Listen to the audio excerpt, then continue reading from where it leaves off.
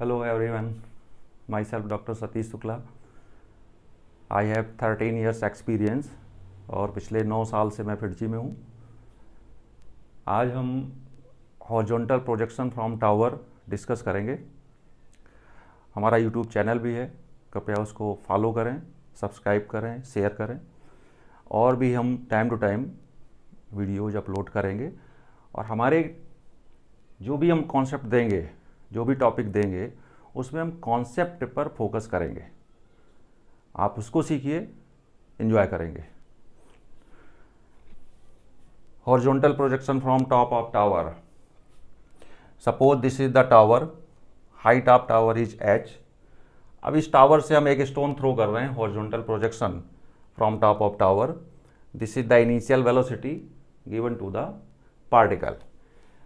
We all know, as discussed in previous lecture, horizontal velocity remains constant everywhere, while horizontal acceleration 0. Vertical initial velocity, that is 0, because if at this point only horizontal velocity present. So vertical initial velocity is 0 and vertical acceleration, that is ay equal to minus g. Particle thrown from this point, this is the path of particle. We all know that path is parabolic path. Velocity after t second find करना है. Suppose first point, find the velocity after t second. Suppose this is the position of particle after t second and velocity is v. यहाँ से यहाँ तक का time कितना हमने assume किया, t. यही t आपको दिया हुआ है, बट इस पॉइंट पर वेलोसिटी क्या होगी वो फाइंड करना है। तो first of all we resolve these velocity v x and vertical that is v y. So in vector form v equal to after t second velocity v x i plus v y j. V x that is constant equal to initial horizontal velocity comma vy after t second vertical velocity. Vertical velocity depends upon time but horizontal velocity remains constant. So first equation of motion vy equal to uy plus ayt. uy कितना है 0, ay आपका minus g into T. So vy equal to minus gt. This negative sign shows the direction of vertical velocity after t second is downward. So v equal to, both velocities are perpendicular, so its resultant vx square plus vy square. Put these values, we get u square plus g square t square. This is the velocity after t second. अगर आपको time given है और velocity find करना है तो ये formula use करके आप फाइंड कर सकते हैं। Second point, find velocity and time when particle makes an angle theta with horizontal. Question ये है कि जब पार्टिकल आपका 37 डिग्री बनाता है एंगल, 37, 53, 30 कुछ भी हो सकता है, तो हमने इन जनरल थीटा एंगल ले लिया है, तब आपकी वेलोसिटी क्या होगी। तो this is the tower, particle thrown, when particle makes an angle theta degree with horizontal. Suppose this angle is theta. According to question, this angle theta shows the direction of velocity. तब हमारी velocity क्या होगी? You know horizontal velocity remains constant. U remains constant everywhere and U must be equal to component of velocity along horizontal direction, that equal to v cos theta. So v cos theta equal to u, so v हो गया आपका u upon cos theta. If direction of velocity is given, then we can find velocity at that point by this formula. Now, when particle makes an angle theta with horizontal, then what will be time taken by particle from point of projection to that point? यानी यहाँ से यहाँ तक आपका time कितना लगेगा जब ये पार्टिकल थीटा एंगल बना रहा है. तो इसका वर्टिकल कंपोनेंट कितना होगा? That is v sin theta. This is vertical velocity at that point. So vy equal to v sin theta और vy क्या होगा? By first equation in vertical motion, vy equal to ui plus ayt equal to v equal to u upon cos theta, that is u tan theta. ui आपका 0 है, minus g t equal to u tan theta. So t equal to u tan theta upon g. Here minus g. आप लोग सोच रहे होंगे कि भाई ये निगेटिव आना चाहिए. टाइम कभी निगेटिव होता नहीं है, ठीक है ना. और ये निगेटिव साइन क्या शो कर रहा है? Direction of vertical velocity is downward which is equal to v sin theta.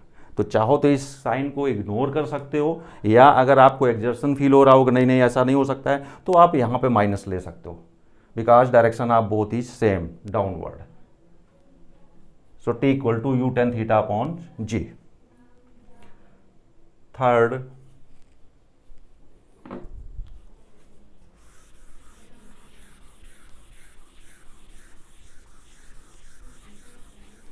these are conceptual points.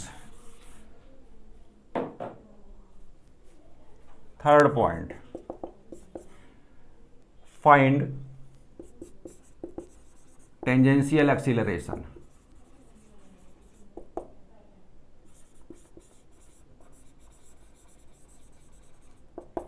Tangential acceleration when particle makes an angle theta. When particle makes an angle theta with horizontal. जब ये particle theta बना रहा है तो आपका tangential acceleration क्या होगा? We all know very well, according to definition of tangential acceleration, the component of acceleration along tangent is known as tangential acceleration. So this is the direction of velocity, that is a tangent. This v shows tangent, this v is tangent, makes an angle theta with horizontal, and this is the direction of acceleration, that is ay equal to g. This is the acceleration. Acceleration of particle is g, vertically downward. So component of acceleration along tangent, this angle must be equal to 90 minus theta. So component of acceleration along tangent, that is g sin theta. So tangential acceleration equal to g sin theta. The direction of tangential acceleration is in the direction of velocity, so velocity increases. If direction of tangential acceleration opposite to velocity, so retardation, it means velocity decreases. Here at that point velocity increases, because g sin theta means tangential acceleration is in the direction of velocity. So this is the tangential acceleration. Now we will discuss radius of curvature at that point.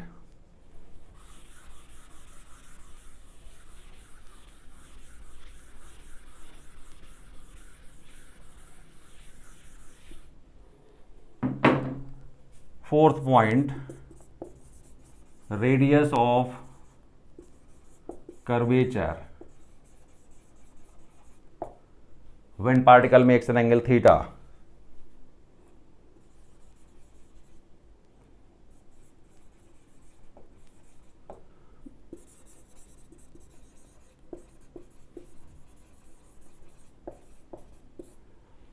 at this point,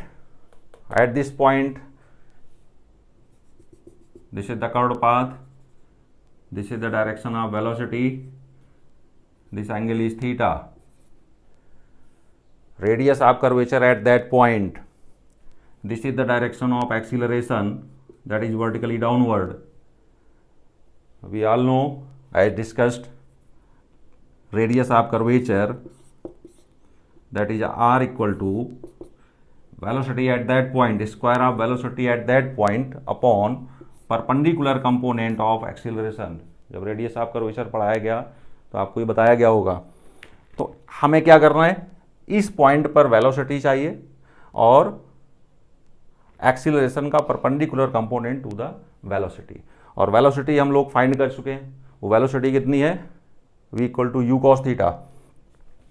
here v equal to u upon cos theta. This angle is 90 minus theta. Component of G perpendicular to V. So this is perpendicular. This angle is 90.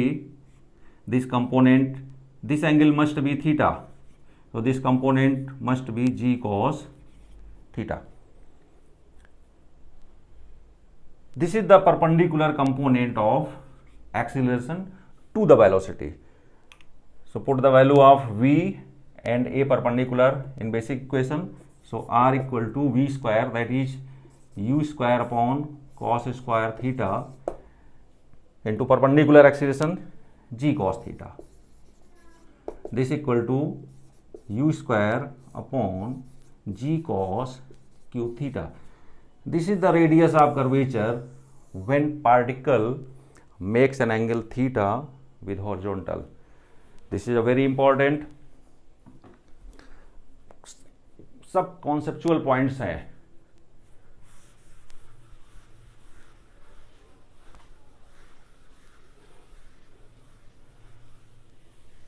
अब अगर आपको average velocity निकालना है,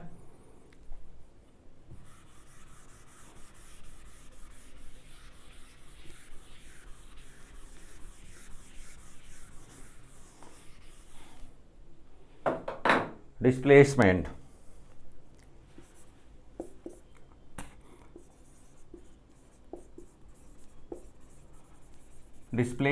of particle after t second. Displacement, this is the tower, velocity u. Suppose this is the position of particle after t second. So this will be displacement, shortest distance between initial and final position. This is the displacement.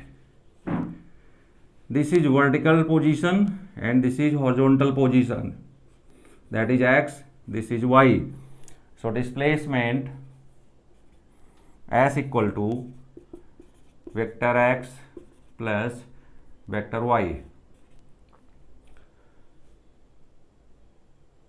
that is xi plus yj.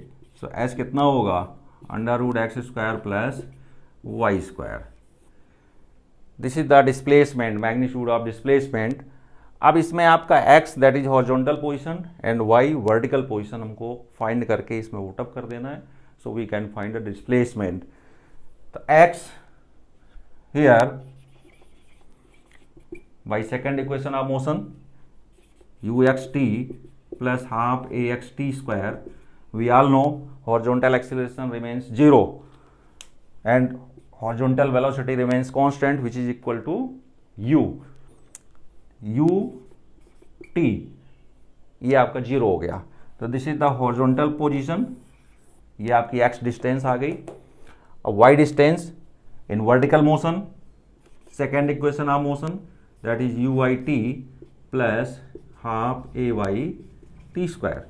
So y मिलेगा, ui आपका 0 है और ये मिलेगा minus half g t square. This negative sign shows the direction of vertical position is downward. So x और y की value इसमें put up कर लो, x निकल आएगा, s डिस्प्लेसमेंट निकल आएगा. First second, third. From first, second, third, we can find the displacement and its direction. Suppose this angle is alpha. Its direction tan alpha equal to perpendicular upon base x upon y with y axis.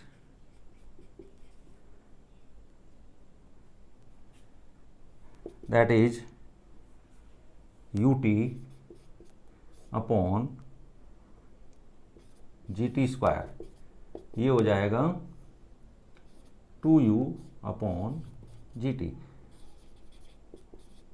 So alpha equal to tan inverse 2u upon gt. This alpha shows the direction of displacement. Fifth, sixth point. Six point में हम क्या discuss करेंगे कि अगर आपका vertical position given हो तो हम वेलोसिटी कैसे फाइंड करेंगे. If vertical position is given then find velocity of particle. यानी वर्टिकल पोजीशन गिवन है तब आपकी वेलोसिटी क्या होगी. तो ये आपका टावर हो गया, यहां से आपने पार्टिकल थ्रो किया and this is the point where we find velocity of particle. तो ये वेलोसिटी आप v मान लो और क्वेश्चन में क्या गिवन है, this is the vertical position, y is given, this y is given. Suppose coordinate of this point is x comma y. So v आपका, आप इसको रिजॉल्व कर लो, that is vx, this is vy. So v equal to vx plus vy. So v equal to under root vx square plus vy square. Here vx इतना होगा, u that remains constant. ठीक है बच्चों, vx remains constant equal to u and vertical velocity in terms of vertical position. So we can use third equation of motion and vy square equal to twice a y. तो v y square कितना हो गया, u y square 0 minus 2g minus y, that is 2gy. Put the value, ये कितना मिलेगा, v equal to v x और v y put up कर दें इसमें तो ये मिल जाएगा u square plus 2gy. This is the velocity when vertical position of particle is given. If question अगर थोड़ा सा इसी को अपडेट कर दें तो हमने यहाँ पर फाइंड किया y पोजीशन पे, अब अगर कह दिया जाए कि लैंडिंग पॉइंट पे क्या होगी तो लैंडिंग पॉइंट के लिए आपका y की जगह कितना हो जाएगा h. एट लैंडिंग पॉइंट यानी जस्ट बिफोर लैंडिंग पॉइंट